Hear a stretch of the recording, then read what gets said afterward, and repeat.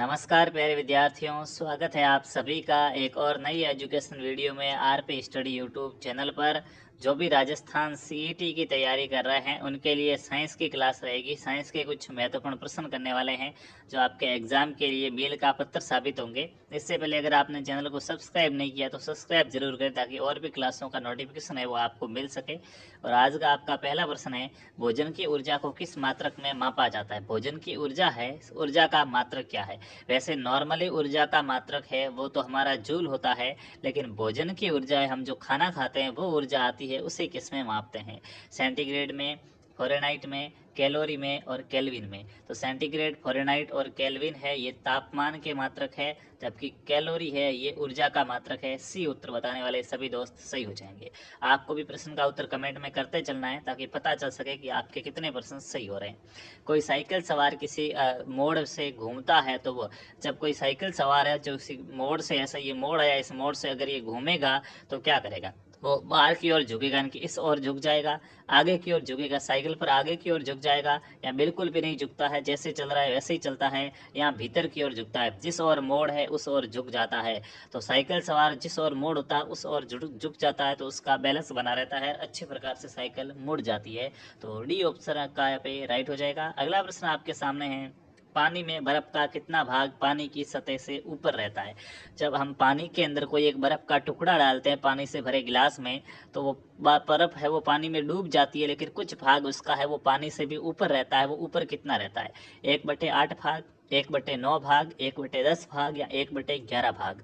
तो दोस्तों आपको ध्यान रखना है कि जब भी पानी के गिलास के अंदर हम बर्फ डालते हैं तो उसका 1/10वां भाग है, यानी कि एक भाग है, 10 का एक भाग है, वो क्या है? पानी से ऊपर रहेगा, पानी की सतह से ऊपर रहेगा। सी उत्तर आपका यहाँ पे सही हो जाएगा। अगला प्रश्न आपके सामने है, 0 डिग्री सेंटीग्रेड बराबर question mark Fahrenheit. 0 degree centigrade है वो कितने फ़ारेनहाइट के बराबर होता है, ये आपको बताना है।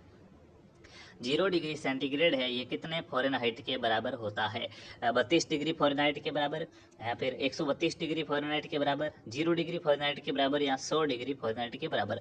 तो हम देखिएगा, नॉर्मली मानते हैं कि जो 0 डिग्री सेंटीग्रेड है वो 32 डिग्री फ़ारेनहाइट के बराबर होता है। ए उत्तर यहाँ पे आपका सही हो जाएगा। अगला प्रश्न आपके सामने है, किस नेत्र रोग में अवतल लेंस का उपयोग किया जाता है? वो कौन सा नेत्र का रोग है, आंखों से संबंधित वो कौन सी बीमारी है जिसको ठीक करने के लिए अवतल लेंस का प्रयोग किया जाता है? तो इसके लिए आपको ट्रिक याद रखना है, दूना। दूना, डी यानी कि दूरदृष्टि दोष तो उत्तल लेंस, और एन यानी निकट दृष्टि दोष तो अवतल लेंस। तो एन निकट दृष्टि और अवतल, हमें अवतल पूछा तो अवतल एन के पास आ रहा, मतलब निकट दृष्टि दोष के लिए होगा। तो ऑप्शन है दूरदृष्टि दोष, निकट दृष्टि दोष, दृष्टि वैमनस्य या मोतियाबिंद। तो निकट दृष्टि दोष है वो आपका उत्तर सही हो जाएगा, बी आंसर सही हो जाएगा। अगला प्रश्न आपके सामने है, मुख श्वसन तंत्र के किस अंग के तौर पर कार्य करता है? हमारा जो मुख है, ये मुख से हम श्वास ले सकते हैं, श्वसन तंत्र का इसे हम एक पार्ट मान सकते हैं, लेकिन ये श्वसन तंत्र का कौन सा पार्ट है? प्राथमिक अंग है क्या? प्रायोरिटी यही रहती है कि मुंह से श्वास लिया जाए, तो प्राथमिक अंग के अंदर हमारा नाक आता है, कि हम श्वास मुख्य रूप से नाक से लेते हैं, प्राथमिक रूप से नाक से लेते हैं। जब नाक काम नहीं करे, सर्दियों का मौसम में नाक बंद हो जाए आपके, फिर क्या है, मुंह से श्वास लेते हैं। वैसे मुंह से भी ले सकते हैं, नाक और मुंह दोनों का प्रयोग करते हैं। नाक प्राथमिक में आएगा जबकि मुंह है वो द्वितीयक में आएगा, तो बी उत्तर आपका यहाँ पे सही हो जाएगा। अगला प्रश्न आपके सामने है, निम्न में से कौन सा एंजाइम अग्नाशय द्वारा स्रावित नहीं होता? वो कौन सा एंजाइम है जो हमारी जो अग्नाशय ग्रंथि है, अग्नाशय ग्रंथि के द्वारा स्रावित नहीं होता है? एमाइलेज, ट्रिप्सिन, रेनिन और लाइपेज। तो एमाइलेज, ट्रिप्सिन और रेनिन तो होते हैं एमाइलेज, ट्रिप्सिन और लाइपेज तो हो रहे हैं, रेनिन है वो क्या है, अग्नाशय ग्रंथि द्वारा स्रावित नहीं हो रहा है। सी उत्तर आपका सही हो जाएगा। अगला प्रश्न है, उत्सर्जी पदार्थ के आधार पर मानव प्रजाति है। मनुष्य अपने शरीर से कुछ न कुछ पदार्थों का उत्सर्जन करता है, तो उत्सर्जी पदार्थ के आधार पर मानव प्रजाति है वो किसका उत्सर्जन करती है? यूरिया का उत्सर्जन करती है, यूरिक अम्ल का उत्सर्जन करती है, अमोनिया का उत्सर्जन करती है, या इनमें से कोई नहीं? तो मनुष्य अपने मूत्र के रूप में यूरिया का उत्सर्जन करता है। ए ऑप्शन यहाँ पे आपका सही हो जाएगा। जिस भी भाई बहन ने ए बताया वो सही है। अगले प्रश्न की बात करते हैं, रक्त में ऑक्सीजन ले जाने वाला प्रोटीन है। हमारे मनुष्य के शरीर में जो रक्त बहता है रक्त के साथ ऑक्सीजन भी जाती है हमारे शरीर के प्रत्येक भाग पर। जहाँ जहाँ रक्त जाएगा वहाँ ऑक्सीजन भी जाएगी। तो इस रक्त के साथ ऑक्सीजन की बॉन्डिंग कौन करवाता है? कोलेजन करवाता है, इंसुलिन, हीमोग्लोबिन या एल्बुमिन।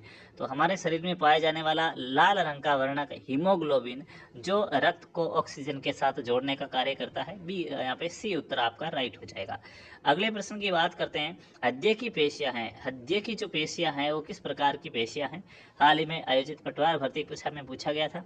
मैं आपको अवगत करा दूं, यहाँ पे मैं आपको जो भी प्रश्न करवा रहा हूँ वो सारे प्रश्न आपके किसी न किसी एग्जाम में पूछे गए हैं और आगामी एग्जाम्स के अंदर आपको हूबहू कॉपी देखने को मिलेंगे बिना ऑप्शन चेंज हुए।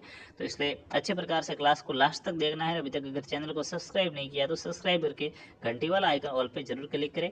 हृदय की पेशियां अनैच्छिक और रैखिक पेशियां हैं, रेखित और ऐच्छिक पेशियां हैं। अरेखित और ऐच्छिक है, इनमें से कोई नहीं। तो हृदय की जो पेशियां वो अनैच्छिक है और रेखित पेशियां हैं। ए उत्तर यहाँ पे आपका सही हो जाएगा। अगला प्रश्न है, प्लाज्मोडियम परजीवी का वाहक है।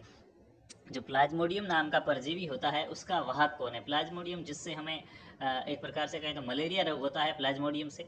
और मलेरिया रोग का वाहक कौन होता है? मादा एनाप्लिज मच्छर होता है। तो प्लाज्मोडियम से कौन सा रोग हो जाएगा? मलेरिया रोग हो जाएगा। आप कहोगे सर मलेरिया तो मादा एनाप्लिज मच्छर से होता है। हाँ, मादा एनाप्लिज मच्छर उसका क्या होता है? वाहक होता है। तो मच्छर क्या हो जाएगा? मच्छर उसका वाहक हो जाएगा। बी ऑप्शन आपका राइट है। अगला प्रश्न आपके सामने, पीत जवर रोग है। पीत जवर जो रोग है ये किससे होता है? विषाणु जनित है, जीवाणु जनित है, प्रोटोजोआ जनित है या इनमें से कोई नहीं? पीत ज्वर है, पीला ज्वार है या पीत ज्वर है, ये रोग है वो होता है अपने विषाणु के द्वारा, विषाणु जनित हो जाएगा। ए ऑप्शन आपका यहाँ पे सही हो जाएगा। अगला प्रश्न है, कार्बोहाइड्रेट के अलावा हमारे आहार में ऊर्जा का एक प्रमुख स्रोत है। मनुष्य भोजन करता है तो भोजन के द्वारा, अनाज के द्वारा उसके शरीर में कार्बोहाइड्रेट जाता है, कार्बोहाइड्रेट से उसे ऊर्जा मिलती है। कार्बोहाइड्रेट के अलावा दूसरा हमारा मुख्य रूप से ऊर्जा का स्रोत क्या होता है हमारे भोजन के अंदर? प्रोटीन खाने से ऊर्जा मिलती है, वसा खाने से ऊर्जा मिलती है, खनिज खाने से ऊर्जा मिलती है या विटामिन खाने से ऊर्जा मिलती है? तो हमारे आहार के ऊर्जा का प्रमुख स्रोत पूछा है। आहार यानी कि जब भी आप भोजन करते हैं साथ में आप घी वगैरह खाते होंगे जो वसा में आता है, इससे हमें ऊर्जा मिलती है। बी ऑप्शन आपका यहाँ पे सही हो जाएगा। अगला प्रश्न आपके सामने है, किस जीव को किसान का सच्चा मित्र कहा जाता है? वो कौन सा जीव होता है जो किसान का सच्चा मित्र कहलाता है? काकरोच, काकरोच से तो डर लगता है खासकर लड़कियों को। मधुमक्खी, केंचुआ और मक्खी। तो केंचुआ है जो वर्मी कंपोस्ट खाद बनाता है। ये वर्मी कंपोस्ट खाद का निर्माण करता है जो किसान के खेत के लिए बहुत ही लाभदायक होती है, इसलिए इसे किसान का सच्चा मित्र कहा जाता है। जमीन के अंदर दचा हुआ रहता है केंचुआ। सी ऑप्शन आपका सही है। अगला प्रश्न है, पर्यावरण के जैविक घटक है। निम्न में से कौन से है वो पर्यावरण के जैविक घटक है? एक तो जैविक घटक हो जाएगा जिसमें जीव होता है, एक अजैविक घटक हो जाएगा जो अजैविक घटकों या अजैव घटकों में आएंगे। तो जैविक घटक पौधे, पहाड़, मैदान या नदियाँ? बताएंगे दोस्तों, आपका राइट आंसर यहाँ पे क्या हो जाएगा? पर्यावरण के जैविक घटक कौन हो जाएंगे? पौधे हो जाएंगे। ए ऑप्शन आपका सही हो जाएगा। अगला प्रश्न आपके सामने, ओजोन क्षीणता का प्रत्यक्ष प्रभाव है। हमारी जो ओजोन परत है जो सूर्य से आने वाली हानिकारक किरणों, पराबैंगनी विकिरणों से हमारी रक्षा करती है, उसकी क्षीणता हो रही है। जब ओजोन परत नष्ट हो रही है तो इसका क्या प्रभाव हो रहा है?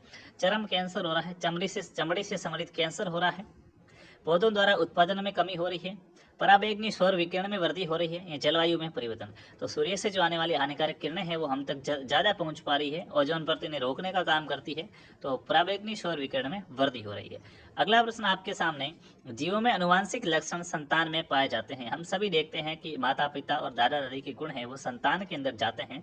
ऐसे गुण जो अपने पूर्वजों से प्राप्त होते हैं उन्हें हम अनुवांशिक गुण कहते हैं। ये अनुवांशिक गुण किस में पाए जाते हैं? तो आप कहेंगे सर डीएनए में पाए जाते हैं। आनुवंशिक पदार्थ डीएनए होते हैं, आरएनए होते हैं ये। अच्छा, इनमें भी कहाँ पे पाए जाते हैं? राइबोसोम में, क्रोमोसोम में, प्लाज्मा में या लाइसोसोम में? तो ये जो अनुवांशिक गुण है ये क्रोमोसोम में पाए जाते हैं। बी ऑप्शन आपके यहाँ पे राइट हो जाएगा। अगले प्रश्न की बात करते हैं, मेंडल का स्वतंत्र अपव्यूहन का नियम खाली जगह के अवलोकन पर आधारित है। मेंडल, जिन्हें अनुवांशिकी का जनक कहा जाता है, इन्होंने स्वतंत्र अपव्यूहन का नियम दिया है। ये किस पर आधारित है? कौन से हाइब्रिडिज्म पर आधारित है? एकल संकरण पर आधारित है, द्विसंकरण पर आधारित है, परीक्षण संकरण पर या बैक संकरण के टेस्ट क्रॉस पर आधारित है? तो बैक क्रॉस, टेस्ट क्रॉस, द्विसंकरण और एकल संकरण, तो ये द्विसंकरण पर आधारित है मेंडल का स्वतंत्र अपव्यूहन का नियम। अगले प्रश्न की बात करते हैं, छोटा से छोटा कण जो रासायनिक अभिक्रिया में भाग लेता है कहलाता है। वो छोटा से छोटा कण जो रासायनिक अभिक्रिया में भाग लेता है उसे क्या कहा जाता है? प्रोटॉन, न्यूट्रॉन, अणु या परमाणु? तो देखिएगा, पहले परमाणु होता है और दो परमाणु मिलकर एक अणु का निर्माण करते हैं। तो छोटा से छोटा जो कण रासायनिक अभिक्रिया में भाग लेगा, जिसके और टुकड़े नहीं किए जा सकते, वो परमाणु होता है। डी उत्तर आपका यहाँ पे सही हो जाएगा। अगला प्रश्न आपके सामने, मोमबत्ती के जलने के दौरान किस प्रकार का परिवर्तन होता है? जब हम किसी मोमबत्ती को जलाते हैं तो मोमबत्ती को जलाते समय किस प्रकार का परिवर्तन हो रहा है? भौतिक परिवर्तन, जिसमें पदार्थ के भौतिक गुणों में परिवर्तन होता है। पदार्थ के भौतिक गुणों में बिल्कुल परिवर्तन होता है। मोमबत्ती का मोम है वो पिघल पिघल के नीचे गिरने लगता है, और रासायनिक गुण तो तब समान ही रह गया। दूसरा रासायनिक परिवर्तन, तो मोमबत्ती जब जलती है तो मोम से आग बन रही है, रासायनिक गुण में परिवर्तन हो गया। भौतिक और रासायनिक दोनों या कोई नहीं, तो ये दोनों में आ गया। भौतिक और रासायनिक दोनों परिवर्तन होते हैं। वेरी वेरी इंपॉर्टेंट प्रश्न है। मोमबत्ती के जलने के दौरान दोनों प्रकार के परिवर्तन पाए जाते हैं। अगला प्रश्न आपके सामने है, निम्न में से कौन सा एक कार्बन का अपर रूप नहीं है? कौन सा है जो कार्बन का अपर रूप नहीं है? कार्बन के अपर रूप पाए जाते हैं प्रकृति में। हीरा कार्बन का अपरूप है, ग्रेफाइट, बेंजीन और फ्लोरीन। तो हीरा, ग्रेफाइट और बेंजीन है ये कार्बन के अपरूप ही है, जबकि फ्लोरीन है वो कार्बन का अपर रूप नहीं है। डी उत्तर आपका यहाँ पे सही हो जाएगा। अगला प्रश्न आपके सामने, निम्न में से संश्लेषित रेशा है। निम्न में से कौन सा दोस्तों एक संश्लेषित रेशा है? संश्लेषित रेशे क्लास 8 या 9 का तीसरा चैप्टर है। तो निम्न में से कौन सा संश्लेषित रेशा है? नायलॉन, कपास, ऊन और रेशम। तो नायलॉन जो होता है, नायलॉन, रेयॉन, ये संश्लेषित रेशे में आते हैं। ए आंसर आपका यहाँ पे राइट हो जाएगा। गोबर गैस में प्रमुखता क्या होता है? जो गोबर गैस होती है, गोबर गैस के अंदर मुख्य रूप से क्या पाया जाता है? कार्बन मोनोऑक्साइड यानी कि CO, carbon dioxide CO2, hydrogen sulphide HOH और मीथेन। तो गोबर गैस है, गोबर गैस में मुख्य रूप से मीथेन गैस पाई जाती है। डी उत्तर आपका यहाँ पे सही हो जाएगा। अगला प्रश्न आपके सामने है दोस्तों, प्रकृति में मुक्त अवस्था में पाई जाने वाली धातु कौन सी? वो कौन सी धातु है जो प्रकृति में मुक्त अवस्था में पाई जाती है? इसके साथ में और कोई धातु नहीं मिलती, खुला मिलता है प्रकृति में। चांदी, सीसा, जस्ता मिलता है, लोहा, सोना और जस्ता।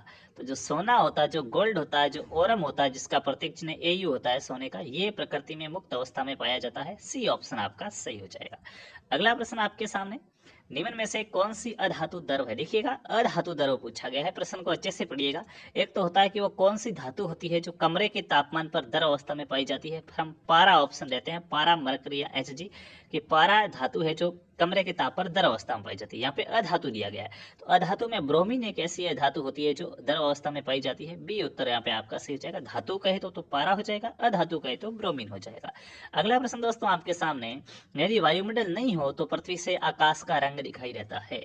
जब एक अंतरिक्ष यात्री आकाश की उड़ान भरता है तो कुछ ऊपर जाने के बाद वायुमंडल खत्म हो जाता है, तो उसको आकाश काला दिखाई देता है, और यही कारण है क्योंकि वहाँ पे वायुमंडल नहीं होता है। तो वायुमंडल नहीं होगा तो हमें पृथ्वी से आकाश का रंग है वो कैसा दिखाई देगा? काला, नीला, नारंगी या लाल। तो फिलहाल हमें नीला दिखाई देता है क्योंकि पृथ्वी पर वायुमंडल उपस्थित है। अगर पृथ्वी पर वायुमंडल नहीं हो तो हमें आकाश काला दिखाई देगा। ए उत्तर आपका सही हो जाएगा। अगला प्रश्न आपके सामने है, हम जो चश्मा पहनते हैं उन चश्मों में लेंस लगे हुए होते हैं। ये लेंस है, इसकी क्षमता का SI मात्रक क्या होता है? लेंस की क्षमता का SI मात्रक क्या होता है? डायोप्टर, हॉर्स पावर, मीटर और वॉट। तो देखिएगा, यहाँ पे लेंस की क्षमता पूछा है तो लेंस की क्षमता का मात्रक डायोप्टर होता है। ए उत्तर आपका यहाँ पे दोस्तों सही हो जाएगा।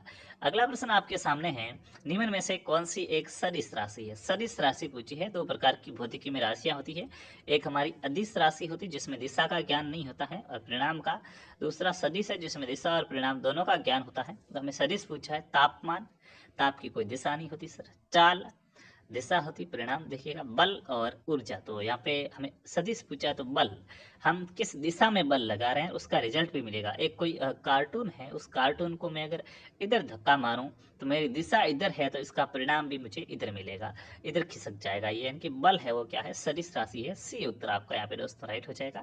अगला प्रश्न आपके सामने है, निम्न में से कौन सा विद्युत का अच्छा सुचालक है? निम्न में से कौन सा है जो विद्युत का अच्छा सुचालक है, जिसमें विद्युत आसानी से प्रवाहित हो जाती है?